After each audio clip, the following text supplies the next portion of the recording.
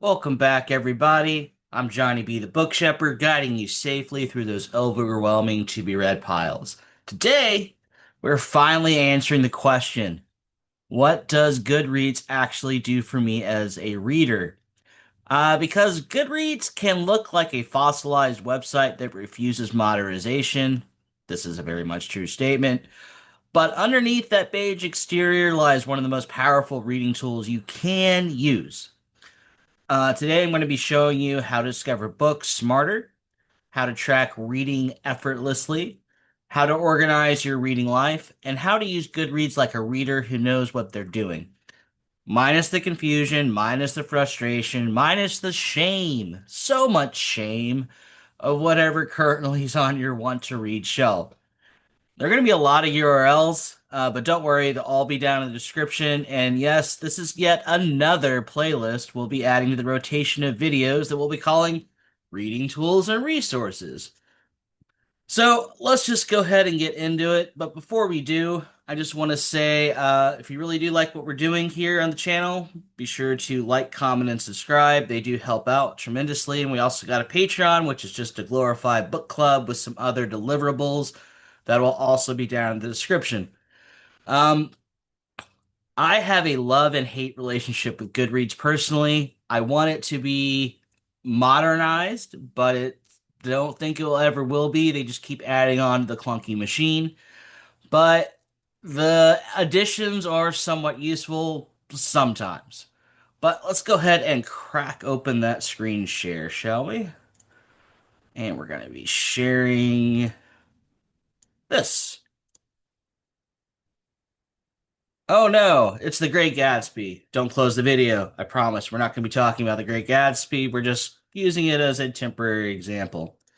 So, before you buy books, turning Goodreads into a research assistant.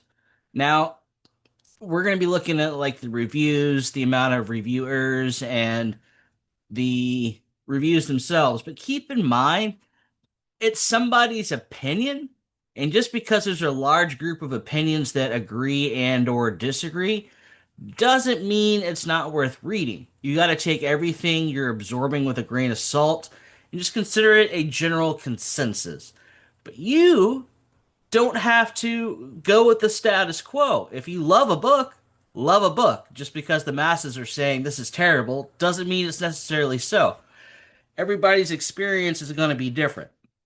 So, yeah, us go ahead and get on to the book pages here. So whenever a book enters my orbit, like a friend recommends it, TikTok screams at me about it, or I find it staring at me judgmentally from a bookstore table, I do not buy it yet. I think about it, and then I do some research. So how I do it is just like most everybody else, I'll type it into Google, and most likely it's going to be a Goodreads page, and I'll open that up. And let's just say it was The Great Gatsby. So we got that pulled up, and it's pretty much an X-ray machine for books. And here's actually how to use it well. Read the rating distribution, not just the average. A 4 average can mean a steady, consistent read, lots of 4-star reviews. A chaotic, diverse experience, half 5, half 1 star. And then a book love despite its flaws. It's just you got to look at what's happening on the page when you're looking at something like Goodreads. The distribution graph tells you how those stars happened. So let's go ahead and scroll down here. So I can go ahead and rate this book. It's gotten a 3.93 out of almost 6 million ratings, and it's gotten over 100, almost 130,000 reviews. So out of 6 million views, it's averaging close to 4. It's considered a classic, which is fine. We have the genres of where it falls in. If I click this more, I can see more. And yeah, it's been forced reading both in high school and for schools in general. It's considered a classic, yes, historical fiction, romance, and then these others. So if I scroll down, I can also see 81,000 people are currently reading it, or at least said they did. Maybe they put it down. Maybe they never updated the Goodreads page. Who knows? And then you have almost 2 million people that want to read it. Is that right? Comma. Yeah, 2 million. And we got a biography about the, well, author, which is cool. But if I go down here, I can get a better picture. So I think this is a, yeah, whatever, but I consider this information here where it says community reviews a bit more insightful. So I got 2 million reviews at 5, and I got almost another 2 million at the 4 stars. Now, what I don't like is if I'm teeter-tottering, like, it's maybe a little less than 3, but I'm going to give it 3 because there's no little sub-choice. I would have loved for Goodreads to have half stars. I think we would have gotten clearer pictures all around if we had half stars on Goodreads, but neither here nor there because people like rounding and they tend to round up when they do round. So maybe they thought it was a 4.5 star, better than a usual 4, but not really a 5, but they don't really have an option, so they're just going to round up to a 5 star review.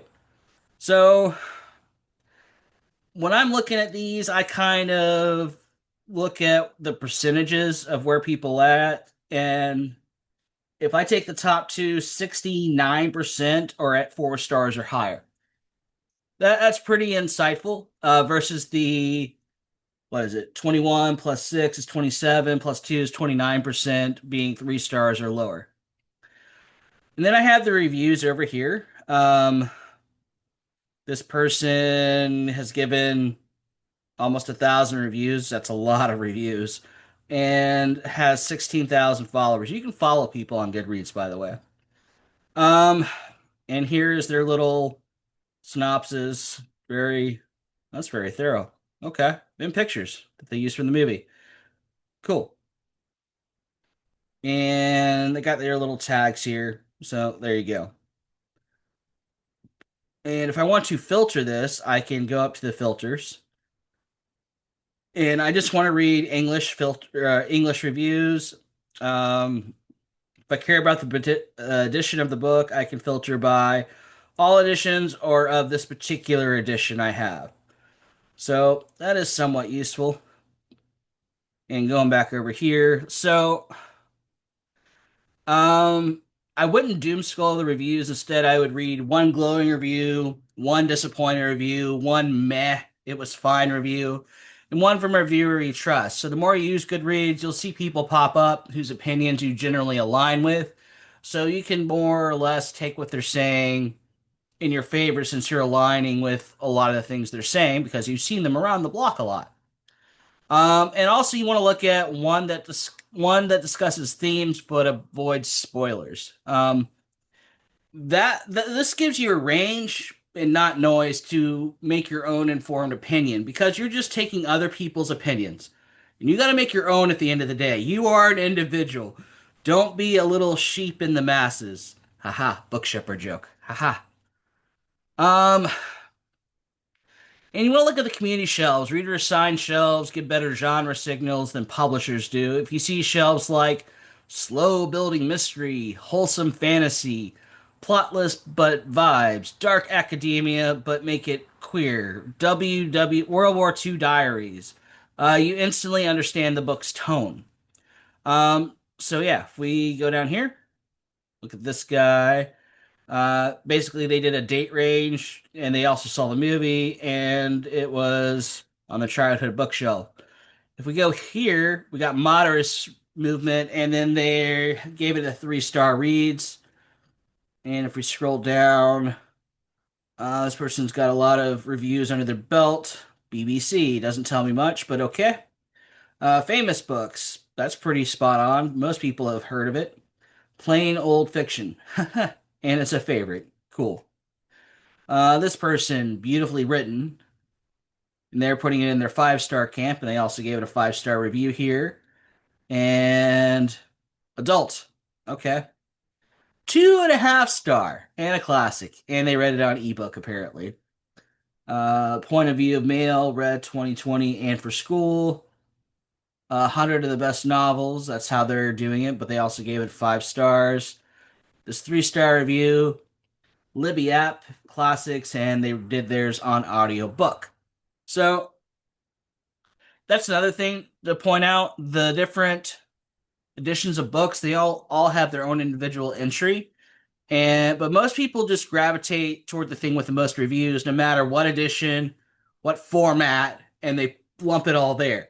So I wish there was a way to merge it all. But you kind of have to separate it, and I get it because a different experience from an audiobook, from a translator to a illustrated edition, you're going to have a different experience. So it's interesting that they are separated, but the people have decided, and people as in general, they usually just gravitate toward maybe one to two examples of the work. Um, so yeah, if you're seeing the book in books everyone should read once, most overhyped books known to man, books I regret finishing, if you liked X, try these. That context is kind of priceless. In here we're gonna open this up. Ta-da. Um, this person, Kara something, wrote a gigantic list of helpful things about Goodreads. It's very long. She uses I think this is Paint. She did the best she could, but it's pretty helpful. And this link will be down in the description as well. It tells you how to interact with Goodreads, how to use their inline text and mark spoilers, adding images, friends and blocking, etc., etc. So this is just a slightly useful tool resource here. And next, we're going to go on to buying smart. So on the website version of Goodreads, you'll find the get a copy section right under the description. So if we go back to our Great Gatsby over here, let me scroll up to the top, or I'll just drag the thing up because that's quicker. Haha. Yeah. So I can add it to my want to read if I want. We'll get rid of that later because I don't want to read The Great Gatsby because I've read it before. Um, Basically, we can go to the book details and edition. You can see the awards that it had won, original titles, the setting, the characters, and the format, and the actual ISBN if I want to go ISBN shopping, which is another useful way when you're shopping is just to grab the ISBN off Goodreads if you want this particular edition. Um, and they also offer alternate covers. Let's take a look at some of these here. I wish the text was blue so it's easier to see. So not too alternate, not too alternate here, and not too alternate. So mainly the same look, which is fine. And if we go over here, it's all under the same book with the introduction and the forward by people. All right. So moving on. Um, So on the website version of Goodreads, you find the get right under the description. This is your hub to see retailer options, check library availability, compare editions, grab the Kindle or Audible version. Use this as your jumping off point, not your commitment point. I often research here, and then I generally buy off bookshop.org or locally because I like supporting independent bookstores or my local bookstores if they have it in stock. So it's just more of a guide. Let's see. Now, where did it go? Uh, no, not here. Here, let me make the page a bit smaller. I blew it up to show you guys some examples. Uh, I'm looking. Oh, here it is. The editions. Okay, so I want to see all almost 7,000 editions. So they got paperback, Kindle, paper, blah, blah, blah. Anyway, I can filter up here. There's over 5,600 of them. So I want English only because I am a English speaker and format. So lots of options here. I don't know, let's be fancy. I want spiral bound or Unbound. No, let's go for Spiral. Where'd it go? Spiral Bound. I have no options. Darn. How about Leather? Okay. The number of ratings, let's have it display average rating. Sure, why not? So I can look at these grainy small photos and decide, Eastern Press, uh, yeah, that letterpress numbered edition, leather bound. Ooh, fancy. Let's go with the Eastern Press one. So I'm gonna open that link up over here, and you notice that we're still under the globalization of the gigantic rating systems, but I get some more. Do I get some more details? Okay, yeah. So this one went down in page count to 171. So that's good to know. Probably a bit taller of a book. And I can get it on Kindle. But what about, I don't know, Abe? It's going to take me right to the Abe page, and I could see if they have that particular leather one. And right off the gate, I'm not seeing it. But what I would do if I was shopping on Abe, I would type in The Great Gatsby, Easton Press. Let's see if I get a result there. There we go. So if I want to fork over 60 bucks plus $6 shipping, or 46, $5 shipping, blah, blah, blah. So that's how I would do my shopping. I can also click this more options and go through those. Yay. I don't even see bookshop.org here. Well, I understand why. It is an Amazon website, so they want to plug Amazon. And yeah, Kobo. That's an interesting one. But anyway, so if I go back over to our main Great Gatsby over here, and you do the same kind of search here, just hit the more options, and then I could pick out which one I wanted. Let's say now I want the audiobook, so I'll click the Audible one. And I'll get a bajillion options. All mainly looks like from Audible. Usually they have some others sometimes, not all the time. Oh, there's a podcast one. Let's see. Let's go to page 3 over here.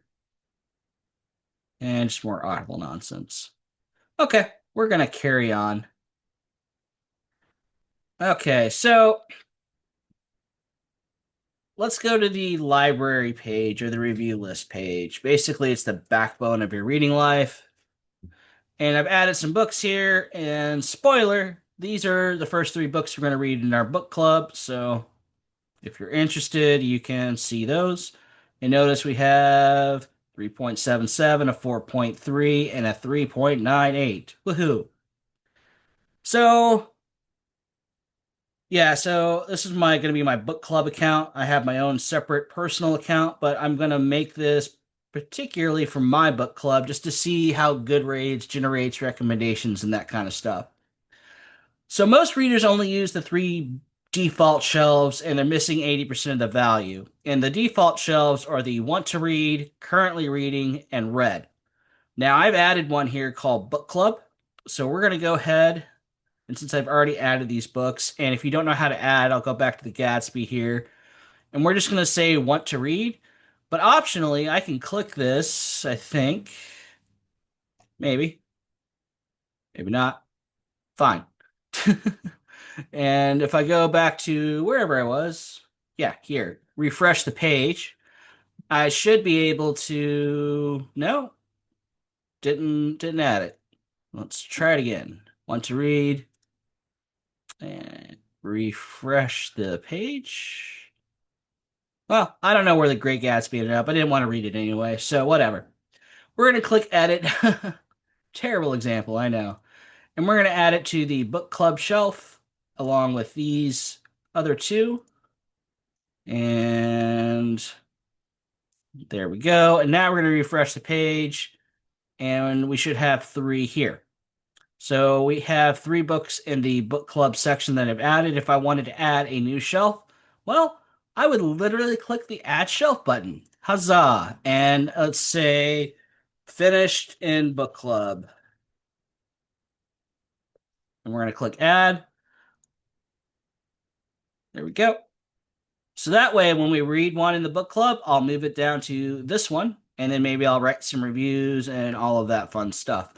And I can edit these core shelves here. So if I click edit here, I can get rid of them. But let's say I wanted to make my book club one the sortable, or no, I want to make it the sticky one. Can I do that? There we go. Sticky. Do I have to unsticky? No? Maybe? So if I take this off, we're going to get rid of these couple here. I want to sticky that. No, no, no. Yep. Okay. And we're going to say we're going to feature that one and say I'm done. And let's look at the nonsense we have done. Okay, I gave a little asterisk over here, so that's kind of cool. And let's see, I can also write a review directly from this page once I've read it, and I can sort by the date added. I could change the infinite scroll if you've got more than 100 books. Love that. Um, so let's go ahead and just click on the book club thing here. Cool.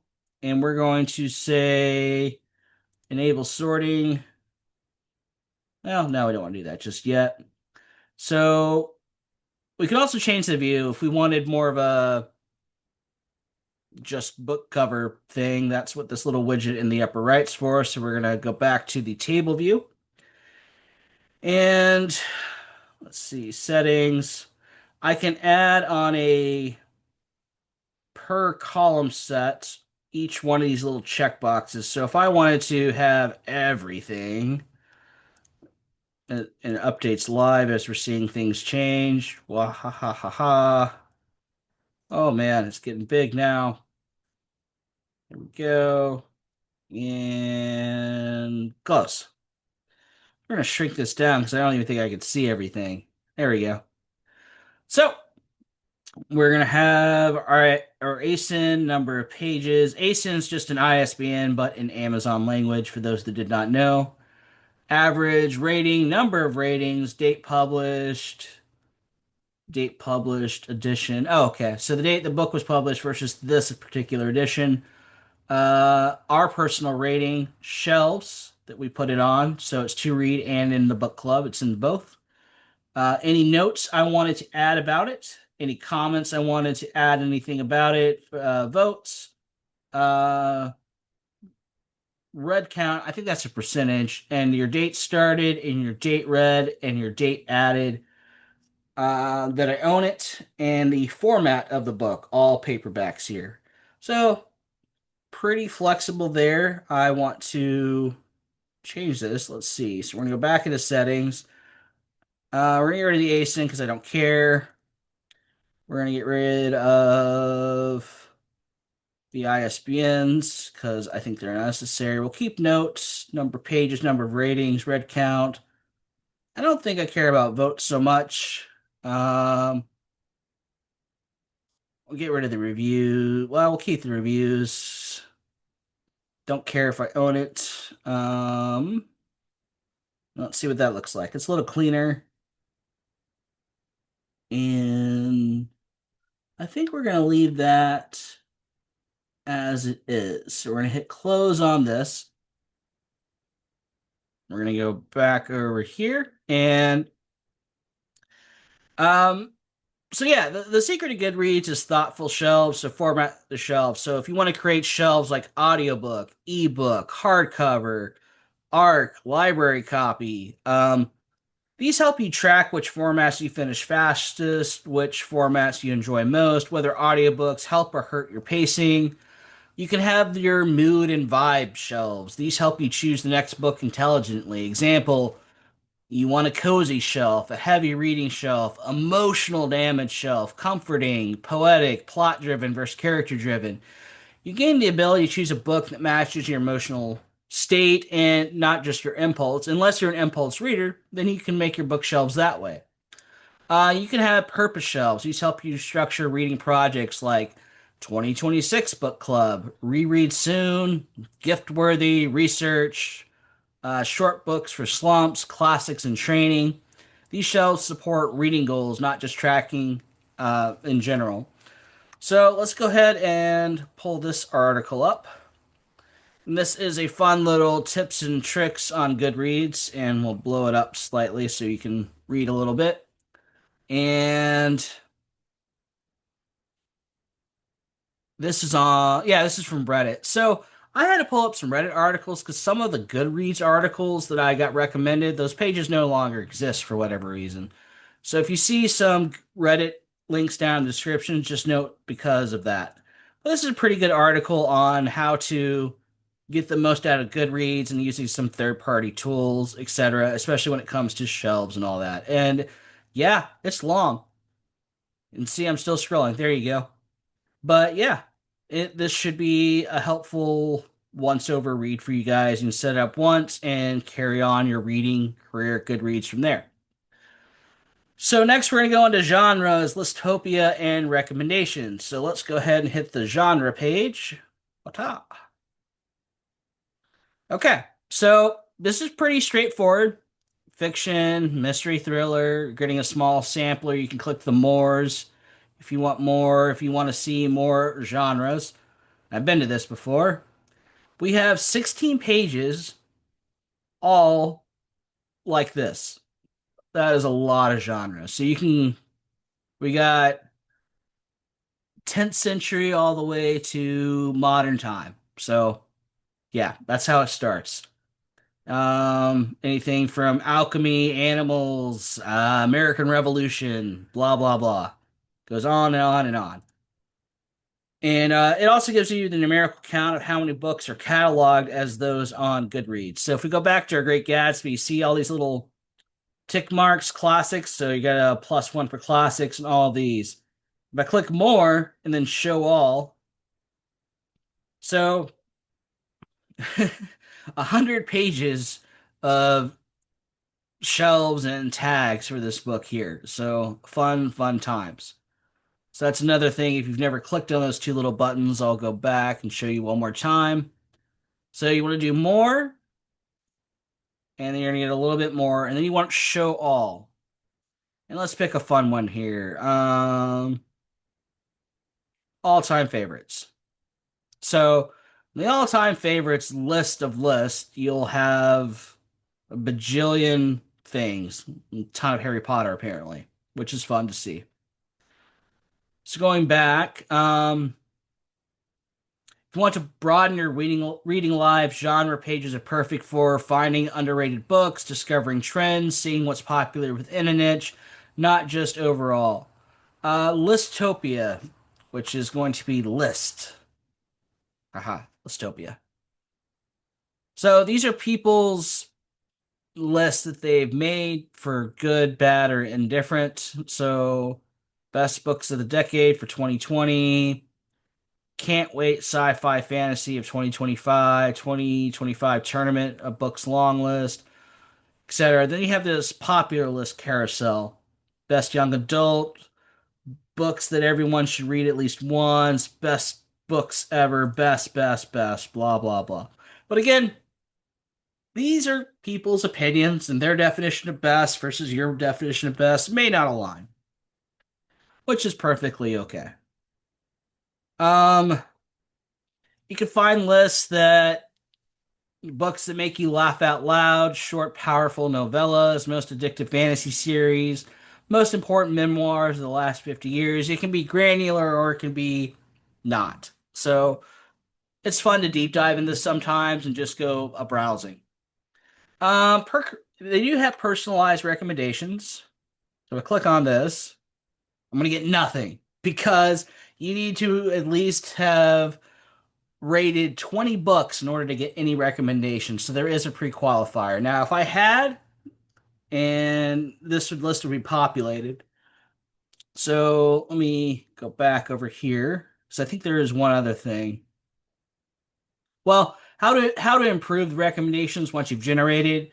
Rate the books you finish. Mark your DNFs clearly. Use shelves to signal tone plus themes, and add books you already know you enjoy. Goodreads is going to learn from your patterns, but you need to give it patterns to work with.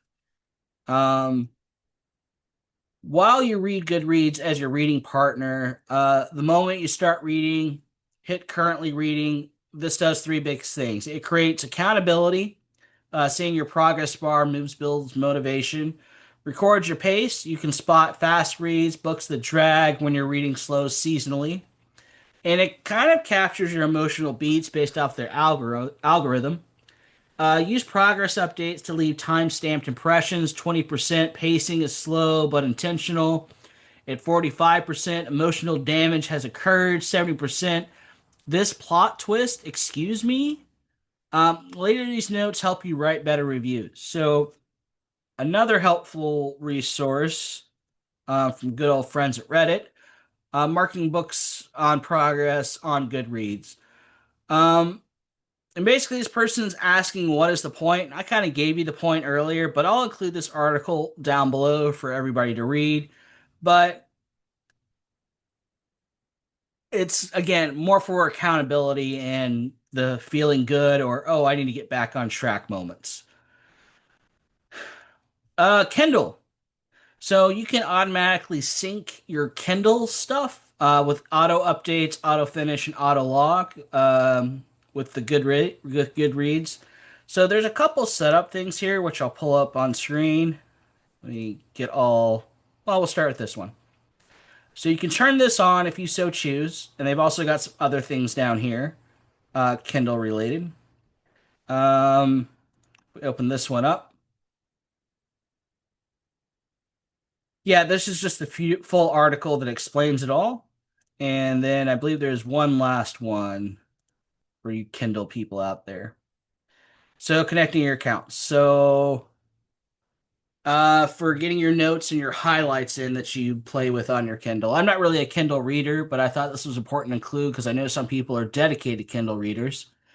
So I'll let you read over those particular things in the description box. But yeah, go Kindle. So, quotes, notes, and highlight organization, the quote library. So, moving on along. So, yeah, just book quotes that Goodreads has collected based off users as yourself with everything tagged. So, that's kind of neat. Be Yourself, Everyone Else is Already Taken by Oscar Wilde. So Many Books, So Little Time, Frank Zappa. Albert Einstein, two things are infinite, the universe and human stupidity. And I'm not sure about the universe. Thanks, Albert. And you can like the comments and just generally browse them. So let's see. But using quotes functionally versus just general amusement or thought provoking, you can use them to support your reviews, build a thematic understanding, track motifs in literary fiction, remember emotional turning points, saving writing that inspires you. You can even create favorite lines ever shelf or writing inspirational shelf. So let me pull up some information on how to use them all. It's basically you select a quote from the community if it's already existing and click add a quote on the top right of the page. Fill in the quote, author tag and field, and click save. So pulling up our second little thing. So this is how you would add a quote and who the author is and how you're tagging it, and it's got to be comma separated. So if it's not in the community tab already, you can pull it in and voila, you've now added to the general quotable things for people to quote with. Good job, you've contributed. Now they have this other one, just more article based, and it is a librarian manual of quotes, general guidelines, adding quotes, editing quotes, deleting quotes, merging quotes. But we're not librarians, most of us, so but we can still get some information out of this, how to merge quotes and all that fun stuff. I also include this down in the description for you guys to peruse at your own pace. All right, now we're gonna get to the part of the Goodreads I absolutely hate, but you may like it, and that's okay. Reading challenges. So you can set a personal reading goal, and I like that part of this, but everything else I don't like.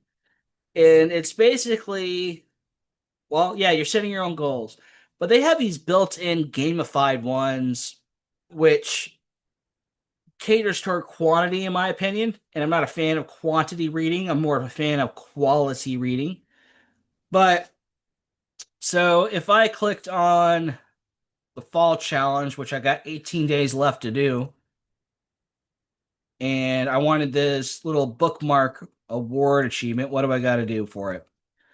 Collect this achievement when you finish any two books between September 15th and January 1st. Well, okay. Speed reader. Oh boy. Collect this achievement when you finish any three books between this date. Okay. And what's the last one? Choice awards. Uh, read one of the 300 winners or nominees across 15 categories. Okay. So, why am I against this? I'm against gamifying it, and I think books don't require a certain time frame to be read unless you want them to, and that's your personal choice to make. But the journey and the experiences in there shouldn't be rushed because if you rush it, you're not going to soak in or think about or noodle it on as much more of a natural pace. Now, I don't mind you getting these merit badges or these bookmarks or whatever you want to call them. I just don't like the gamifying of reading itself in general. I think that's a bad call to make. Now, the personal reading goal, you can set your own goal here. And how many books would you like to read this year? That's good and all, but the other negative thing that all this has is it puts unneeded stress on reading. Reading is not meant to be stressful or shouldn't be meant to be stressful. So, um, yeah, just not for me, but if it's your cup of tea, well, here's the page for that, but I will include the link down in the description, but I'm squinting as I do it. All right. So most people treat the reading challenge like a scoreboard. Instead, treating you could treat it like a reading diary. Pro tip: set a realistic goal if you are using their goal setting. Um, and use short books to strategically track streaks. Watch for months you read most, often seasonal. Yeah, and you can also use it to identify reading slumps before they get bad. Remember, it only counts if you set a finish date. So I got some links here, additional ones. And so there are some issues sometimes when books don't get added into the reading challenge. This is a helpful thing. And that mainly has to do, and I've read this, with your starting date and ending date. So you got to manually update that on your end so it knows to include it in all the other things you do on Goodreads. So that's very, very important. So if we go back somewhere, is it this one? No. I have it here somewhere. I will find it, rest assured. No, I'm getting closer, baby. Yep, here we go. So your date started and your date read and your date added. You need to edit these for things to occur naturally within the Goodreads environment. So yeah, just remember when you finish a book to come in here and go editing. But I'll include that help article down in the description below. Alrighty. So if you want to change your reading goal, this article helps you be able to edit your goals and all the restrictions therein. And last one, I think, for this section is achievements. Yeah, this is just a summary of how you collect the little individual achievements. But basically, if you click on the achievement page, it kind of tells you what you need to do. But moving on along. Oh, I had one more. So this is outside of Goodreads, but it is an achievement guideline for those that are interested in achievements and looking at the past achievements. So they give you these little fun little bookmark digital awards. Yay! One of these books on the first time authors. Okay, cool. Another thing you can do with the achievements, so I'm going to turn a negative into a positive. You can use this link here and pick out the ones that actually strike an interest to you versus trying to collect them all like Pokemon, right? And maybe you do some experiments and maybe you go off book. Maybe it's not recommended by Goodreads, but I don't know, if you want to read about African authors because you haven't read a lot and you need to read one for the achievement based off their list, maybe you go outside their list and give yourself your own achievement that way. I think that's a good positive way to spend the achievements because I was being a little bit negative just because I'm not a fan of it in general. All right. So, when you finish building a literary memory, adding start and finish dates unlocks your yearly stats, your reading speed trends, monthly patterns, haha, and comparison across genres. So, yeah, editing those two little things I mentioned before, very important when it comes to data and algorithm things over at Goodreads land. Let's open up some additional articles here. And well, I pretty much told you how to do it, but here is an in-depth article, especially if you're on mobile, because I'm just giving desktop instructions. And what's this one? Oh, okay. This tells you what happens when you make things the same and some advice there by people in Reddit land. Ah, so this is how you do a reread of a book, because some people like to reread books. And this just goes over the steps on that. So now we're going to go on to ratings and reviews. Your review doesn't need to be a masterpiece. It just needs to be useful to future you and or the community at large. So some useful review formats, the vibe review, love the mood, adored the magic, pacing dragged. That's kind of useful and no spoilers. Another format is what worked, what didn't. Pros, dialogue, world building, cons, too many points of view. Okay, that's a well thought out opinion in a very short and concise manner. Reader warning review. Good for heavy topics. So if you don't like heavy things, probably not for you. Book club review. Focus on themes plus discussion points. So, and as we saw earlier, you can make a gigantic review if you so choose. But when your review is longer than the book, I squint at you.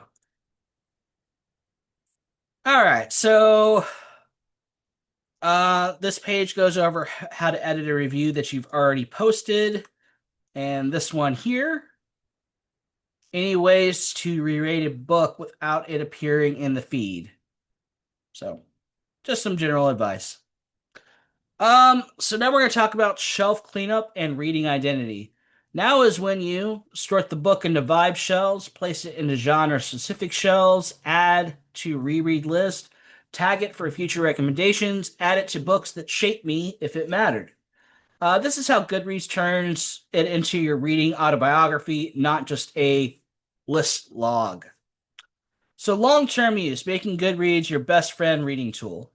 So if we go back over here, yep, here are my books that I've added for my book club account.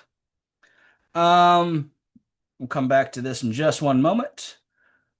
But Goodreads has a gigantic article. Well, it's not too gigantic about shelves, and you've got people's comments as well. But it's how to make it a powerful reading shelf and never forget the books you want to read. Scan book covers straight into your want to read shelf. Just some helpful information here and some interesting recommendations. So, just in a quick summary, snapshot version of strategy tips.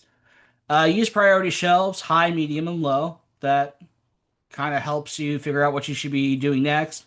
You can sort by page length when choosing slump busters. So if we go back over here, um, so if you wanted to have a short, medium, and long shelf, you very much could. You can sort by rating when choosing guaranteed winners. Now, again, subjective and opinion based, but it's an okay way to do things, I think. You can use custom tags like start in 2026 as I'm reading this year and I'm not looking at anything else. You will, but you can try to make a shelf for it. Library Get. So if you're on a budget constraint and you know you can't afford the $200 book, well, maybe you can get that $200 book from the library. So it goes onto your get from the library shelf. Buy physical, like out in the wild, or you can have an out in the wild shelf. And this kind of stops your to be read pile from becoming an archaeological dig site. So improving recommendations on Goodreads. Open that up. Aha! Again, we've been blasted as we haven't had 20 books in here. But this is the page, just as a gentle reminder. So you want to rate everything that you're reading, even DNFs. Review explicitly. Love characters, hated pacing. Use shelves to tell Goodreads about your taste. Add books you already love or that you've already read. Um, and if we go over here, so the recommendation logic, and this is just a general, again, off Reddit, information about getting better recommendations, essentially. Again, all of these wonderful links will be down in the description. So if I toggle this, we're going to get how can I recommend a book to a friend? So if you have somebody you've networked on Goodreads, a friend, a family member, or just somebody on Goodreads in general, you can send them direct recommendations, and this article tells you how to do it on the various devices, desktop, iOS, and Android. So let's see here. Groups and social reading. Groups. So opening this up. These are, well, groups for reading. As we see, we have the Goodreads Librarians group with, what is this? 300,000 plus members. And Book Talk, Our Shared Shelf, Hot Girls Read Books. That's just funny to me. Oprah's on here. Oprah's Book Club. Neat. Let's go to the Librarians group for a moment. Is it going to load? I was thinking about it. Well, I will read the description until it goes away. Goodreads librarians are volunteers who help ensure the accuracy of information about books and authors in the Goodreads catalog. The Goodreads Librarians group is the official group for requesting additions or updates to the catalog, including adding new books or editions, editing book information, including covers, combining and merging book editions, edits to page counts, quotes, or awards, correcting author profiles for authors not in the Goodreads author program. Neat. So, librarian after hours doing their work. And yeah, they have a discussion board, announcement, adding new books and editions, book covers, blah, blah, blah. So we get their mission statement kind of at the top, and then they have their own dedicated forum base. So if we go back to a non-library one, uh, yeah, hot girls that read books. What's she doing? A little group for girls and their friends to keep up with books that they're reading. Okay. Um, okay. So if I was into this would be the group I would join. Yay. Yeah. I regret my clicking decisions. Um, what's the name of that book group? Haha. Can't remember the title of a book you read? Come search our bookshelves and discussion post. If you don't find it there, post a description on your unsolved message board. Genre and plot. Okay, so this is kind of a cool group. Like, we've all had those moments. I can't remember the title of author, but I can tell you everything else about the book. So these people are here to help you remember what you read. That's kind of awesome. Um, yeah, you can send invites, photos, and again, it's got the little dashboard and moderators, etc. Okay, so groups, they give you buddy reads, reading challenges, genre deep dives, niche book communities, accountability, and inspirations. So let's go ahead and take a look at this. This is just tells you how groups work in a very, very granular way. And this is for if you wanted to create your own group, a walkthrough on how to do that, and the different group types between public, restricted, private, and secret groups. We'll have more about secret groups in a moment. And then Yeah, this is just a general gigantic guide at the top. Well, not at the top, but just more and more information about groups, along with an ad that you'll have to close. So yeah, if I click this community, groups, discussion, quotes, ask the author, and people at the top here, that will give me access to that. So now we're going to talk about backups, data, and privacy. And this will be the last section. I know we're going a little long here, but there's a lot to Goodreads. So anyway, once you've built up your own personal library, you can export your books on desktop, and import likely, or conversely, rather. So this basically is the shorthand instructions on how to do just that, along with links to execute it. Now, if I go over here, this is more on the import side. So this is the import and gives you the instructions to do that as well. So this is more of the executable phase of it versus the instructionals. This gives you reviews, shelves, ratings, and dates, and reading history. So, private shelves. So, if you want a private shelf, the workaround is to create a secret group. Um, so go back over here. You're basically going to create your own group, and you're going to make it a secret group, I believe, somewhere on here. Anyway, there's a toggle to do that, but that is a workaround if you wanted a private shelf. For those that did not know.